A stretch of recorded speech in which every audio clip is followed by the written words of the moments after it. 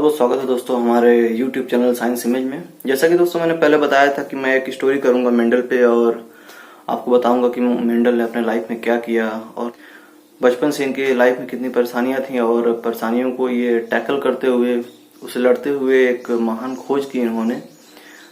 इस महान खोज की वजह से उनको जो है फादर ऑफ जेनेटिक्स बोला जाता है। ग्रेगर जॉन मेंडल ने की लाइफ स्टोरी क्या थी, जब उन्होंने अपनी लाइफ स्टार्ट की, एक जब रिसर्च की तो रिसर्च करने से पहले उनकी लाइफ क्या थी, कितनी समस्याएं उनकी जिंदगी में आई।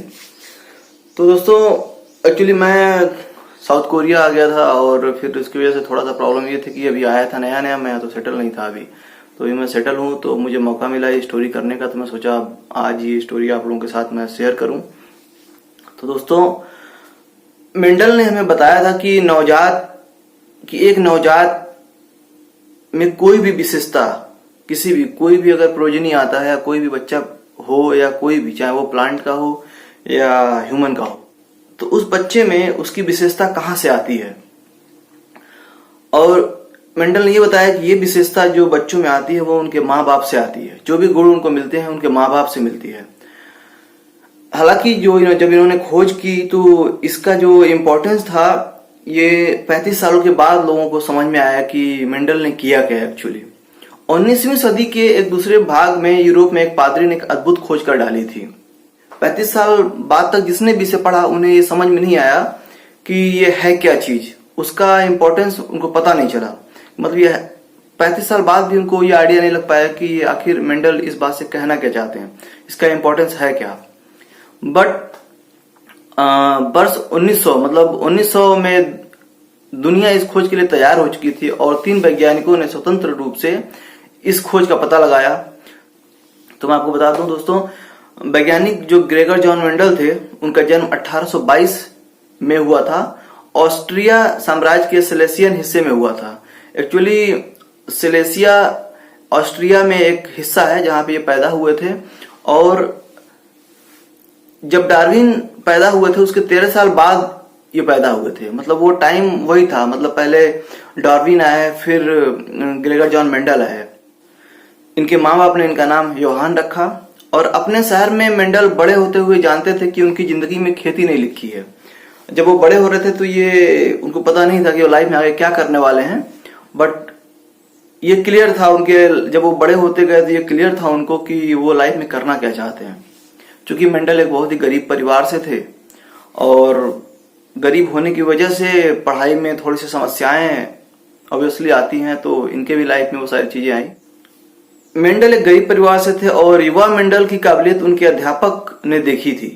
जब वो स्कूल जाते थे तो इस बात का एहसास उनके टीचर्स को हुआ कि मेंडल कुछ करेंगे अपने जीवन में। तो जब स्कूलिंग करते हैं तो 1833 में घर से 20 किलोमीटर दूर फिर इनको भेजा जाता है बड़े स्कूल में, ताकि वहां पे जाके अपना एजुकेशन शिक्षा लें। हालांकि मेंडल की परिवार की आर्थिक हालत काफी खराब थी और खगोल विज्ञान में रुचि दिखाने के बावजूद मेंडल के पिता ने उन्हें परिवार में खेती का जिम्मा दे दिया। मेंडल को खेती का जिम्मा भी दिया गया, फिर भी मेंडल नहीं माने। खेती करते थे बट उनका जो मेन रुझान था वो पढ़ाई में था, वो पढ़ते ही रहते थे। और 1881 में 2 साल के लिए कोर्स में दाखिला ले लिया। जब उन्होंने दाखिला लिया तो वहां पे मेंडल को भौतिक विज्ञान और गणित के महत्व का एहसास हुआ। साथ ही साथ मेंडल को पौधे के बारे में पढ़ने में रुचि आई और वो पौधों के बारे में भी पढ़ना स्टार्ट कर दिया। अब उनको ये लगा, जब वो गणित पढ़ रहे थे तो उनको ये लगा कि जो सृष्टि में, जो नेचर में जो चीजें बनी हुई हैं, इसको समझा जा सकता है। और इसको समझने के लिए उन्होंने, चूंकि वो गणित का अध्ययन कर रहे थे और भौतिक विज्ञान का भी कर रहे थे, तो उनको ये लगा कि गणित के फॉर्मूले से कुछ सेट करके इस चीज को समझा जा सकता है। तो उनके जीवन के सर्वश्रेष्ठ काम में उन्होंने गणित और पौधे का एक ऐसा मिलान किया जिससे उनका नाम अमर हो गया। 7 सितंबर 1843 में, तो जैसे मैंने बताया कि 1833 में घर से 20 किलोमीटर दूर ये पढ़ने जाते हैं और फिर उसके बाद ये कोर्स में दाखिला लेते हैं जहां भौतिक विज्ञान और गणित के बारे में पढ़ते हैं।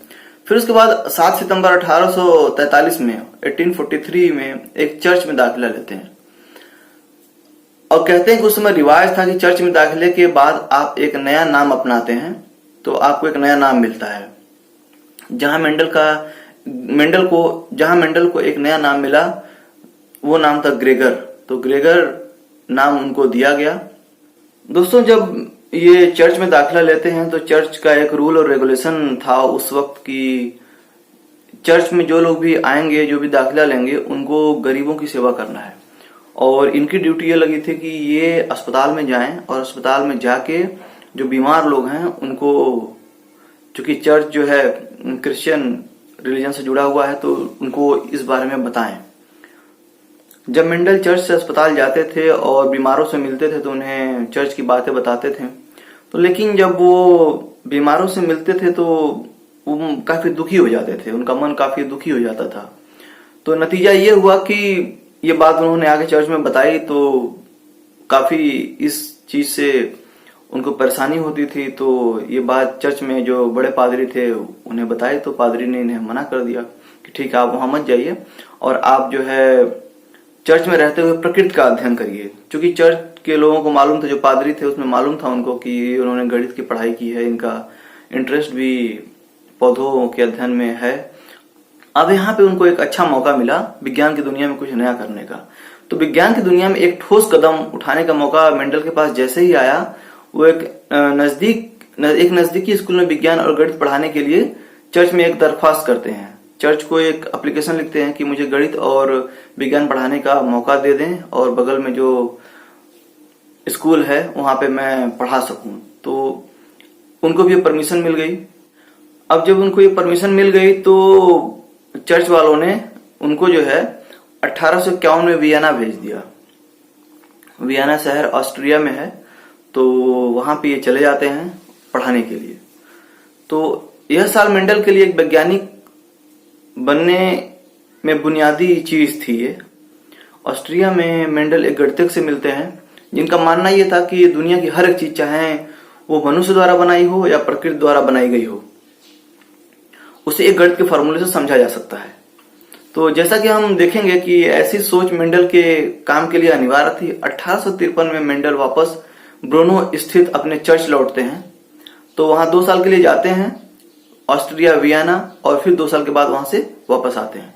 तो 1853 में मेंडल वापस ब्रूनो स्थित अपने चर्च लौटते हैं और वहां 1 दशक से भी अधिक समय तक वो अपने जीव विज्ञान में, वहां लौटने के बाद जीव विज्ञान में अपना काम करना स्टार्ट कर देते हैं। तो अब जब ये काम स्टार्ट करते हैं तो बहुत सारे प्रॉब्लम्स आती हैं। तो सबसे पहले चूंकि ये जाके जहां पे पढ़ाई किए थे वहां पे पढ़ने के बाद उनका जो भी इंटरेस्ट था कि मुझे करना है इन सब सारी चीजों में, गणित के माध्यम से ये प्रकृति में बनी हुई चीजें और जो इंसानों ने बनाई उसे समझा जा सकता है।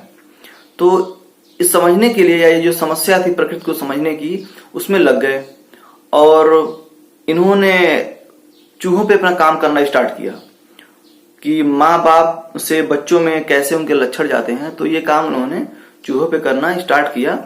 क्योंकि वो काम चर्च में करते थे तो चर्च वालों को ये चीजें नागवार लगी, तो उन्होंने मना किया इस चीज के लिए कि आप चूहों पे ये सारे काम न करें। तो फिर उन्होंने जो है अपना काम चूहों से हटके पौधे पे करना स्टार्ट कर दिया।